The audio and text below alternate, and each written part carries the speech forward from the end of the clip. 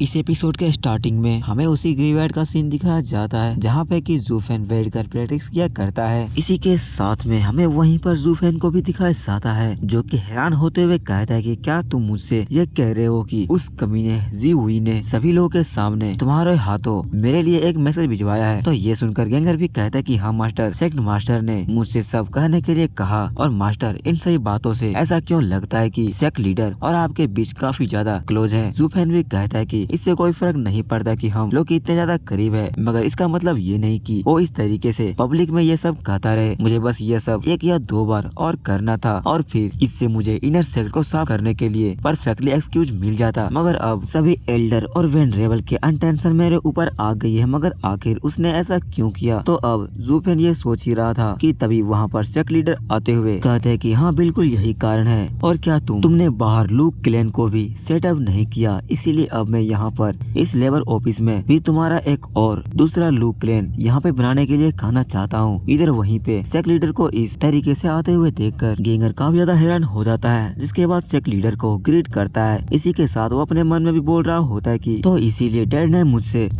Dad मुझसे हमेशा कहा करते थे जब मास्टर यहाँ पे इस लेबर ऑफिस में आए थे तो वो सिर्फ अकेले नहीं आए थे और उनके पीछे एक काफी बड़ा बैकग्राउंड है। और दूसरी ओर ज़ूफेन जो कि सेक्ट लीडर को बिना ग्रीट किए हुए सेक्ट लीडर के मुंह पे ही बोल देता कि आखिर ये तुम्हारा क्या मतलब है कि दूसरा लूक क्लैन से। और ज़ूफेन को इस तरीके से कहते हुए सुनकर सेक्ट लीडर जो कि अपने मन में सोच रहे थे कि ये बच्चा कभी भी रूल्स का परवाह नहीं करता है, लेकिन क्योंकि मुझे अभी इसकी काफी ज्यादा जरूरत है तो मैं जब तक इंतजार करूंगा तब तक यह सब कुछ सुधर जाएगा। इतना सोचने के बाद फिर सेक्ट लीडर गेंगर से कहते हैं कि अब तुम यहाँ से जा सकते हो, मैं ज़ूफेन से कुछ डिस्कस करना चाहता हूँ। तो गेंगर भी ये सुनकर जल्दी से वहाँ से चला जाता है, जबकि इधर सेक्ट लीडर ज़ूफेन से कहते हैं कि मैं चाहता कि तुम यहाँ पर इस लेबर ऑफिस में एक दूसरा पिलर खड़ा करो, बिल्कुल इनर सेक्ट और इलाइट की तरह। इस हद तक तुम इस लेबर ऑफिस का नाम बढ़ाओ कि सभी के सभी इलाइट सिर्फ इसी जगह को चुने और उन बूढ़े लोगों को वहीं पर छोड़कर फांसी पे लटका दे। ये सुनकर ज़ूफेन बोलने लगे केवल 2 और चैलेंज के बाद मैं इनर सेक्ट को एकदम यूजलेस बना दूंगा, जैसे कि सारी अथॉरिटीज वापस से आपके हाथ में आ जाएगी। मगर अब यहाँ पर यह कहना चाहते हो कि मैं यहाँ से लेबर ऑफिस में एक नए इनर सेक्ट को स्टेब्लिश करूँ, तो फिर तो तुम्हें यहाँ पर एक काफी बड़ा प्राइस पे करना पड़ेगा। तो सेक्ट लीडर कहता है कि ओ कमीने ओल्डर टाइमर्स पूरी तरीके से इनर सेक्ट में बस चुके हैं, इसीलिए इससे कोई फर्क नहीं पड़ता कि हम उस इनर सेक्ट को कितना भी ज्यादा चेंज कर दें और सारा का सारा अमाउंट वहाँ पे बिल्कुल ही वेस्ट हो जाएगा। हालांकि जब डबल ड्रैगन गैदरिंग आएगी तो हमें तब काफी ज्यादा समय मिलेगा, लेकिन लंबे समय में ये अभी भी काफी ज्यादा खराब हो जाएगा। उसे वापस से ठीक करने से अच्छा तो हम एक और नया बना दे और इनर सेक्ट को पूरी तरीके से खत्म हो। रही पावर्स उन बूढ़े को भी हमेशा के लिए अपने साथ ही डिस्ट्रॉय कर देगी। और जबकि लेबर ऑफिस एक ऐसी जगह है जिसके बारे में कोई भी परवाह नहीं करता है, क्योंकि वे ऐसे भी सबसे ज्यादा मुफ्त जगह है, जो तुम चाहो यहाँ पे कर सकते हो और कोई भी तुमसे कुछ भी नहीं करने वाला। जिस पर ज़ूफेन भी कहता है कि क्या इनर सेक्ट कोई पालतू प्रोजेक्ट नहीं है और इस तरह के स्टंट को पूरा करने के लिए आपको समय, लोग और रिसोर्सेज की आवश्यकता होती है, और स्पेशली तौर पे तो रिसोर्सेज। और हालांकि आप सेक्ट लीडर हैं, लेकिन इस रूप में भी उन सभी पुराने लोगों के साथ जो कि आपको यह करने के लिए प्रेरित कर रहे हैं, लेबर ऑफिस को सपोर्ट करने के लिए शायद ही आपके पास कोई वैलिड रीजन होगा।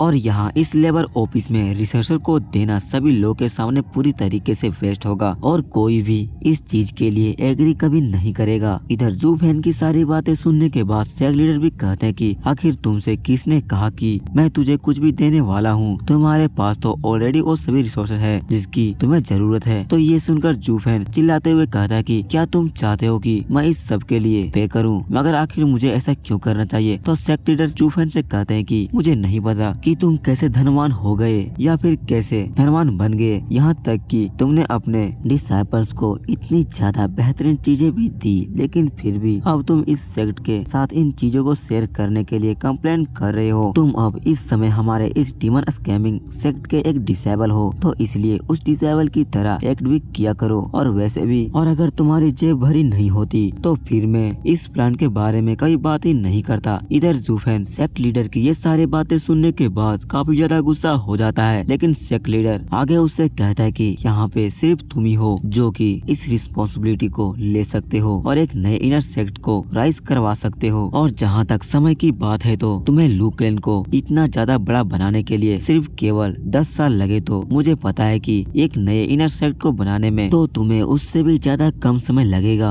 लोगों के संबंध में तुम्हारे पास डिसाइपल को चुनने के लिए लेबर ऑफिस होगा और मैंने यह बात भी फैला दिया है कि लेबर ऑफिस में एक ऐसा एक्सपर्ट है जो कि बेहद ही कम समय में इलाइट डिसाइपल को ट्रेन कर सकता है। और मुझे लगता है कि जब इनर सेक्ट को और आउटर सेक्ट डिसाइपल तुम्हारे पास आएंगे तो तुम उन्हें जरूर लाइटन अप करोगे, क्योंकि अब यह सब कुछ सिर्फ रिसोर्सेज के ऊपर ही मैटर करता है। इतना कहकर जी हुई वहाँ पे हंसने लगता है तो जूफेन भी कहता है कि तुम मुझे बैडली तौर पर लूट रहे हो और मेरी मेहनत की कमाई है, इसीलिए मैं इसे इस तरीके से हर किसी को नहीं दे सकता। तो सेक्ट लीडर कहता है कि तुम इसके ऊपर ध्यान से सोचो, एक मनी बैग होने के नाते तुम मेरे सामने इस तरीके से बिल्कुल भी नहीं रो सकते। यह सब कुछ तो तुम्हारा इस सेक्ट में सिर्फ और सिर्फ कंट्रीब्यूशन है। और बाय द वे अभी उस बच्चे ने थोड़ी देर पहले तुमसे कुछ कहा होगा, इसीलिए तुम वो वाला सेट मुझे भी देना। तो ये बात सुनकर जूफेन भी अपना मुंह बनाते हुए वहाँ से जाते हुए कहता है कि मैं अब फ्रेश एयर लेने के लिए दूसरी ओर जा रहा हूँ। उसने मुझे पूरी तरीके से लूट लिया है और अब मैं पूरी तरीके से कंगाल हो गया हूँ। इधर जूफेन की ये बातें सुनने के बाद फिर सेक्टर लीडर भी उसकी ओर मुड़कर देखता है और साथ ही वो भी वहाँ से जाते हुए कहते हैं कि बच्चे बेहतर होगा कि मैं तुम्हारे लिए जो ऑर्डर्स लेकर आया हूँ तुम आगे उन्हीं के ऊपर चलो। और क्योंकि तब से मैंने तुम्हें कवर करके रखा है तो अब समय आ गया है कि तुम भी अब मेरे लिए कुछ करो। इतना कहते ही हंसते हुए सेक्टर लीडर वहाँ से चले जाते हैं। जबकि उसके जाने के बाद पीछे बैठे हमारा जूफेन कहता है कि अबे कमीने, तुम्हारा जैसा गंदा इंसान कोई भी नहीं है। खैर ये तो डीमन स्कैमिंग सेट है, यहाँ पर हर कोई सड़ा हुआ कमीना बदबू मारता है। इतना कहने के साथ ही जूफेन हल्की सी स्माइल करता है, जिसके बाद फिर वो अपने डेविल स्टाइल में कहता है कि जी हुई, मैं तुम्हें इसके लिए एक दिन जरूर पकड़ूंगा और उसके बाद तुम्हें तब तक नहीं छोड़ूंगा जब तक तुम मेरे सामने रोना दो। गाइस अब इधर जूफेन के इतना कहते ही हमारा सीन शिफ्ट होता है और अगला सीन हमें लेबर ऑफिस का दिखाया जाता है, जहाँ पर की एल्डर युआन सभी लोगों के पास जाकर उनसे कहते हैं कि सभी लोग जल्दी से एक जगह पर इकट्ठा हो जाओ। अभी उनमें से एक लेबर डिसेबल फिर एल्डर युआन से पूछता है कि एल्डर युआन, अब आखिर ये मीटिंग किसने बुलाई है और क्या क्विलिंग और यूलिंग अभी तक यहाँ से नहीं गए? तो एल्डर युआन डिसेबल से कहते हैं कि लोग तो आते जाते रहते हैं लेकिन कैंप कभी भी अपने सोल्जर के बिना नहीं रहता। वो दोनों तो वहाँ से चले गए लेकिन कोई अभी भी उनकी जगह पर है, इसीलिए जल्दी करो और उस मीटिंग में जाओ वरना तुम उसे जरूर गुस्सा कर दोगे। तो ये सुनने के बाद फिर वो डिसेबल घबराते हुए दूसरे से कहता है कि क्या इसका क्या मतलब है? फिर से किसी और इनर सेक्ट डिसेबल को यहाँ पे इस लेबर ऑफिस में फेंक दिया गया है। दो लोग तो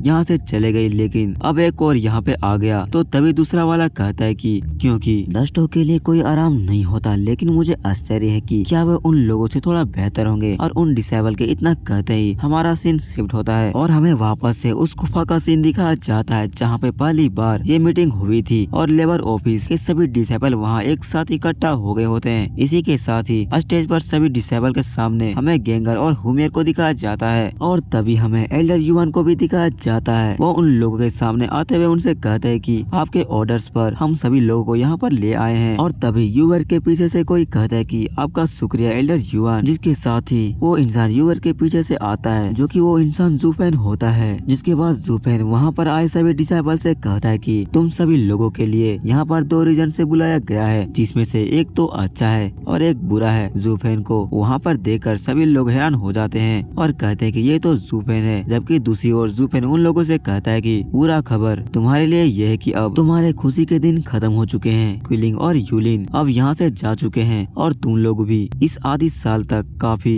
इजी टाइम बिताया है, लेकिन अब यहाँ इस लेबर ऑफिस का इंचार्ज मैं हूँ, इसलिए मैं अब यहाँ पे तुम लोगों को उन खोए हुए महीने की भरपाई करने में मदद करूंगा। जूफेन की ये बातें सुनकर सभी डिसेबल काफी ज्यादा हैरान हो जाते हैं और घबरा भी गए होते हैं। जूफेन उन लोगों से कहते हैं कि घबराने की बात नहीं है, मैं उन दोनों लोगों की तरह बिल्कुल भी क्रूर नहीं हूँ, इसीलिए मैं अब तुम्हें एक गुड न्यूज बताता हूँ। मैं आप लोगों की समस्याओं की सहायता के लिए यहाँ एक इलाइट लेबर ऑफिस बनाने जा रहा हूँ। तो गाइस अब जूफेन के इतना कहने के साथ ही हमारा ये वाला एपिसोड यहीं पे खत्म होता है।